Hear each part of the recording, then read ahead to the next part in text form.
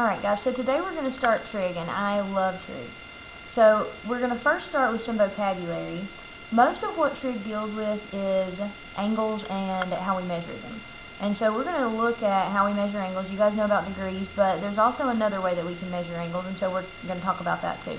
But before we start, I'm going to talk a little bit about some vocabulary that you need to know. So here's an angle. And so an angle is determined by rotating a ray about its endpoint. So here is an endpoint and here is a ray. And so I just rotated this ray, it's here, and I rotate it to some position, and that creates an angle.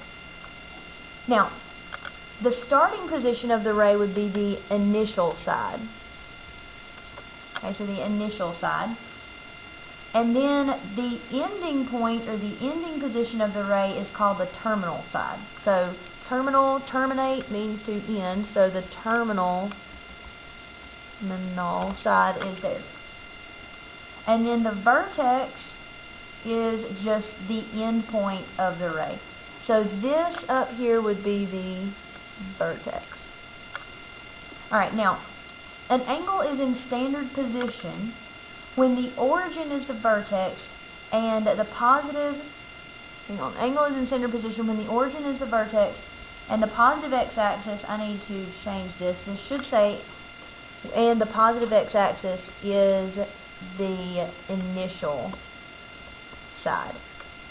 Okay, so an angle in standard position would be on an xy axis, and my vertex would be on the origin, and I'm always going to draw angles starting on the positive x-axis. So here's the x-axis, this side is the positive x-axis, this side is the negative x-axis. And so when I rotate that ray from the initial side to the terminal side, let's just rotate it up to there, this is an angle that is in standard position because the origin is the vertex and the positive x-axis is the initial side, or the starting side. So this is how we're always going to graph or look at angles in this class. Now, we have two different types of angles. We have positive angles and we have negative angles. And so I'm going to go ahead and generate a positive angle, and the way that I'm going to do that is by rotating this way. So I'm going to rotate, whenever I rotate up or counterclockwise, okay, so these positive angles are generated by rotating a ray counterclockwise, so I'm just going to rotate it somewhere over here. So this would give me a positive angle, okay? Now a negative angle, I'm just going to generate by rotating that clockwise. So let's generate a negative angle here. So I'm going to generate this negative angle by rotating clockwise. So let's make our rays meet here. So this angle would be a negative angle.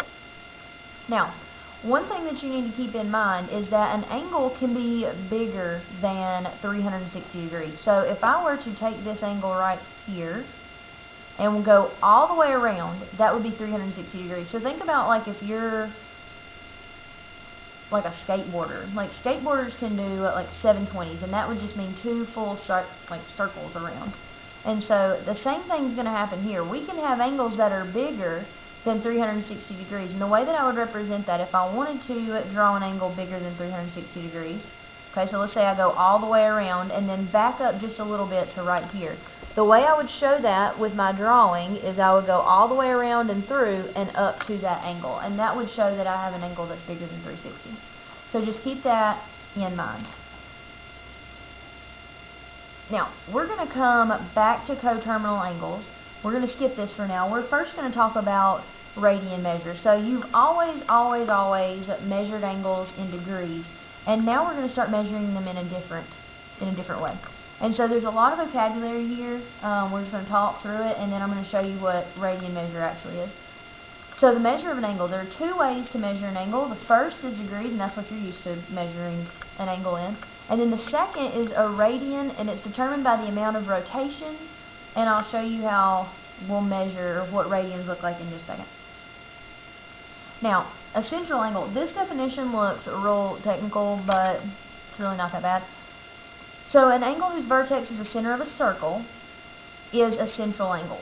And so we're going to use central angles to help us define what a radian is. Now, this is the definition of a radian. The technical definition is really not that bad. But, oh, actually, I didn't put the technical definition on there, so that's good. All right, so a radian is just the distance an angle rotates around a circle, okay? And so radian is going to be measured by thinking about the circumference of a circle. So the circumference of the circle is just the distance around the full circle, and this is going to be represented by this formula, c equals 2 pi r. And so now none of that probably makes sense, but it will in just a second. Now, in this class, we are only going to use circles for central angles who has a radius, or that has a radius of 1. So in our class, the radius will always be 1, okay? So any circle that we look at is always going to have a circumference of 2 pi times 1, which is just 2 pi. So the circumference of the circle we're going to look at, the distance around is just 2 pi. And so like I said, that's going to help us define radians. So let's look at this next slide here. So like I said, we're only going to be working with circles of radius 1. So the circumference, okay, or this is also called arc length of our circle is, like we already said, c equals 2 pi, okay? So that means the full distance around is 2 pi, and so we're going to go through this circle and label the main angles that we know. So I'm going to always start, my initial side is always on the positive x-axis, and so I'm going to go through and just label the main 4 angles with degrees first. So this is going to be 0 degrees. Now, if I go up here, if I rotated this ray up to here, this would be a 90 degree angle. And then if I rotated it over here, this would be a 180 degree angle. And then if I rotated it down here, that would be 90 more degrees, so 180 plus 90 is going to be 270 degrees. And then all the way back around is going to be 360 degrees. So now we're going to take what we know about this circle that we're using, because this radius is just 1, our circumference is 2 pi, so that means the entire distance around that circle is 2 pi. So my ray, let's make it go here. So its end point, if I were to rotate this thing, well, I can't rotate that thing, but if I were to rotate this all the way around the circle, then its end point would have traveled 2 pi distance. Okay, it would have traveled 2 pi distance. So if I start at 0, that's going to also be 0 radians. So now radians most of the time are going to have pi's in them. Sometimes they don't, but most of the time they will. So what I'm going to do is, if I know the entire distance around the circle is 2 pi, then halfway around the circle, I'm just going to take, that would be at 180 degrees, so I'm going to take 2 pi and divide it by 2. And so then at 180 degrees, 2 pi divided by 2, I'm going to leave the pi in there and cancel the 2's, and so this would just be pi. So this 180 is the same as pi, okay? And 360 degrees is the same as 2 pi. Now, let's go find 90. So I know that 90 is a fourth of the way around the circle. So if I take 2 pi and divide it by 4, that's just going to reduce to pi over 2, because 2 goes into 2 one time, 2 goes into 4 2 times. So this is pi over 2. Now 270, that's going to be 3/4 of the way around the circle, so I'm going to take 3/4 and times it by 2 pi. So this is like a 2 pi over 1. And so then 3 times 2 pi is 6 pi, 4 times 1 is 4, and if I reduce that, 2 goes into 6 3 times, and 2 goes into 4 2 times. Okay?